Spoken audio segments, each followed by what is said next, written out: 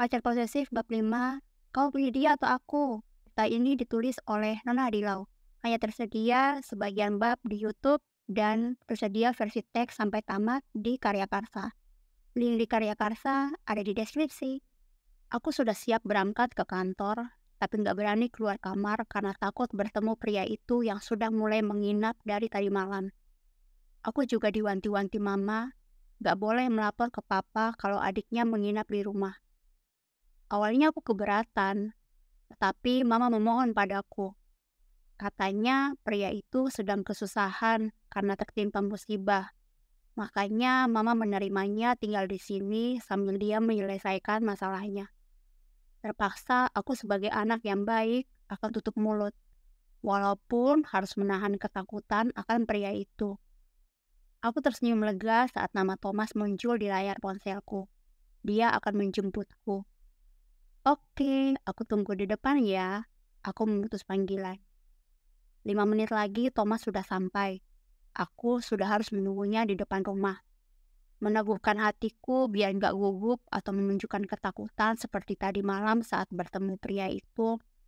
Aku harus menunjukkan pada orang itu kalau aku perempuan kuat dan gak takut sama dia. Aku menarik dan mengembuskan nafas saat melangkah keluar kamar sambil mengucap mantra andalan di dalam hati. Semua akan baik-baik saja. Sarapan dulu nak, panggil mama sembari menata makanan di atas meja. Aku buru-buru mah, sangkalku kemudian mengecup pipi mama.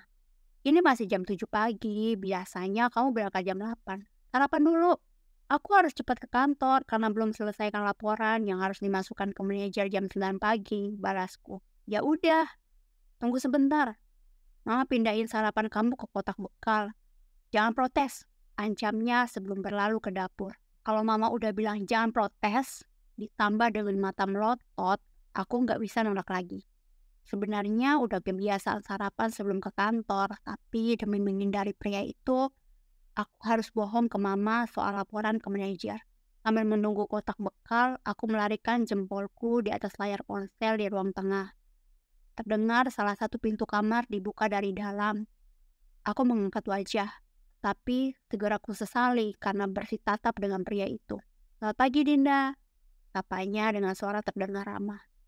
Tapi mampu membuat bulu-bulu halus di sekujur tubuhku berdiri. Aku pura-pura nggak mendengar suara menyebalkan itu. Aku terus menatap ponsel. Kamu udah besar ya sekarang? Tambah cantik. Tambahnya semakin mendekat padaku. Sekujur tubuhku refleks gemetar hanya mendengar bualan dari laki-laki penghancur masa depanku. Dinda kerja di mana sekarang? Aku masih bungkam dan sibuk menekan layar ponsel lebih kencang sampai kuku jempolku memutih. Kata Mbak Widya, kamu udah punya pacar. Apa cowok yang bersama kamu saat kita ketemu itu pacar kamu? Apa urusanmu brengsek? Rasanya aku ingin mengumpat di depan wajahnya. Dinda, panggil pria itu. Bisa diam gak sih? Orang kalau nggak respon artinya nggak tertarik ngobrol sama kamu. Sama kamu tinggal di sini, jangan pernah sekalipun berbicara dengan saya. Masih untung saya nggak ngelaporin papa. Kenapa kamu harus balik lagi ke rumah ini? Kenapa kamu nggak mati aja? Seruku dengan deru napas memburu. Mataku mulai memerah dan kabur oleh cairan bening. Dinda, hentak mama yang datang dengan kotak bekal di tangannya. Kenapa kamu nggak sopan sama Om Doni? Air mataku kembali kering di pelupuk, berganti dengan gejolak panas di dadaku. Kenapa aku harus sopan sama dia, mah? Orang yang udah buat hubungan mama dan papa jadi kacau. Udah mah, aku nggak mau perpanjang urusan ini lagi. Aku berangkat. Tapi nggak boleh kayak gitu. Dia adik mama.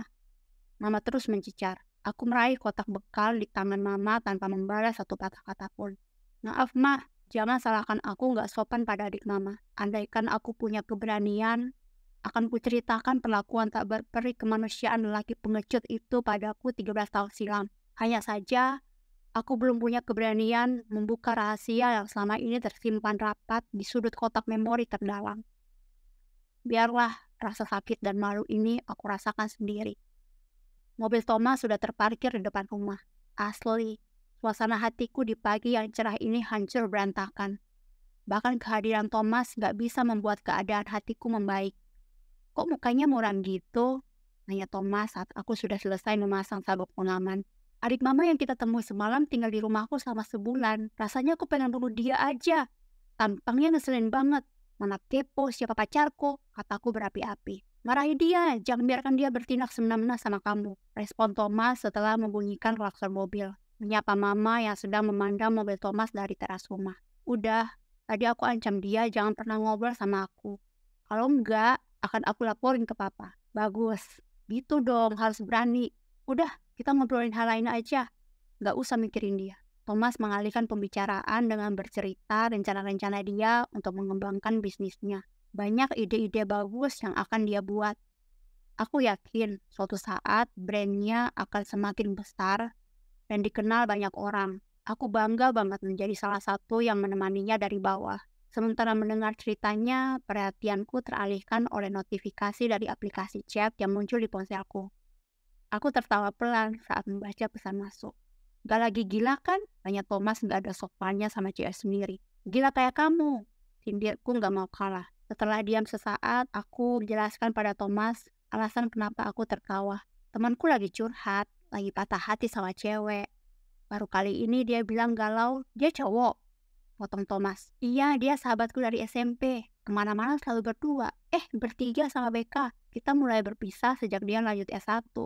Dia baru aja sebulan wisuda magister, langsung dilamar kampus jadi dosen di kampusnya. Anaknya pinter banget, jelasku dengan wajah berseri-seri dan perasaan rindu pada sahabatku. Kamu gak pernah cerita punya sahabat cowok? Thomas membalas dengan nada setengah membentak. Aku belum pernah cerita?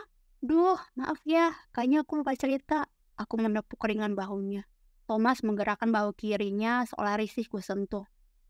Kamu gak usah punya teman cowok. Gak baik cowok dan cewek berteman. Biasanya salah satu di antara kalian ada yang naksir. Pengalaman ya, godaku. Di saat yang bersamaan, mobil Thomas berhenti tepat di depan kantorku. Thomas membuka sabuk pengaman dan memutar tubuhnya menghadap ke arahku. Pengalaman teman-temanku. Lagian, kamu udah punya cowok. Gak baik masih berkomunikasi dengan lawan jenis. Cukup sama aku aja ya, pinta Thomas sambil mengelus pipiku ditambah ada senyuman tipis.